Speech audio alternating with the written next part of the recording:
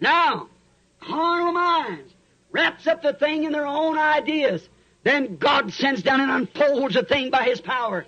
That's exactly what took place here in the days of Ahab. Now, we find out that Elijah could say that because the message of the hour and the Word of God, well, the messenger, the message, and the Word was exactly the same thing. The prophet, the Word, the message. Messenger, message, and message was the same. Jesus said, if I do not the works that's written of me, they don't believe me. That's good. Any man and his message is one. That's why today that they do not believe in doing the works of God because they do not accept the message of God. They don't believe the message. But those who believe God's hour that we're living in, these things are hidden food. Just think, God has so hid it that they look right at it and don't see it.